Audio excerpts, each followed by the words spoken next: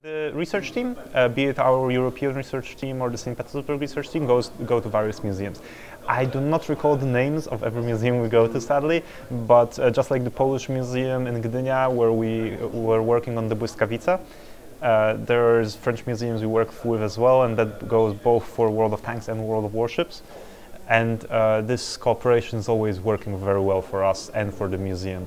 It's very exciting for us to be able to go into the historical files and browse through them, and later when we get them back, even from Germany, when we send our employees to research that, we can see the original blueprints and see how things worked and how they were designed in the smallest detail, since they're the actual blueprints that the ships were later built upon.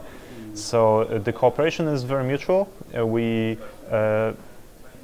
When we work with the museums, afterwards, when the work is done and when the results are published through our press and through launching them into the game, museums get their own exposure, and it's always very nice for us to know that thanks to this cooperation, the museums get more visitors, people get more educated in history because they just come and visit and they get to know what was the French contribution to World War II, or how did something work for Germany, and how engineering progressed over the years from the beginning of the 20th century till, of course, World War II. Of course, Europe especially doesn't have many museum ships.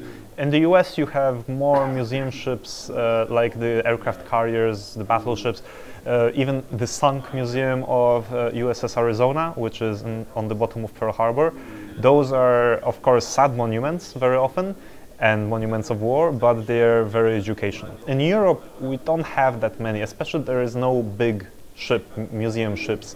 You have some smaller ones that we try to visit, but that's not as epic of an experience. But there are still museums there, like this one, that presents models in high detail. You just walk around and you read about it, you see how it looked like, and they're still working very hard to try to convey this experience and the knowledge.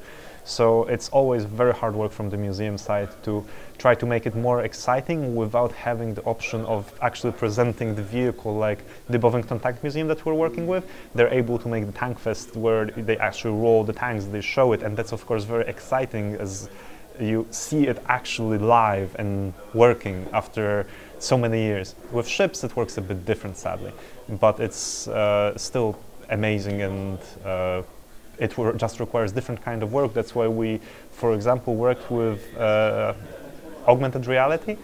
I don't remember the museum name, sadly, but I think it was in the UK where we made the augmented reality ship, that with your smartphone you can just download the application and walk around a way bigger model than something like this, because of course you don't need to build it. So we just take our models in game and put them into the augmented reality apps, and you can actually walk and check it, and it's very nice to see.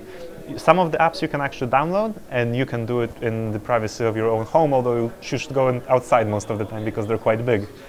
But you can just download it, print a code that the application works on, and experience how a huge ship looks like, and check it out. And it's very interesting to see people doing it, because when you don't look at it, you just see people with a smartphone checking things out. It's really cool, and the experience is really, really good.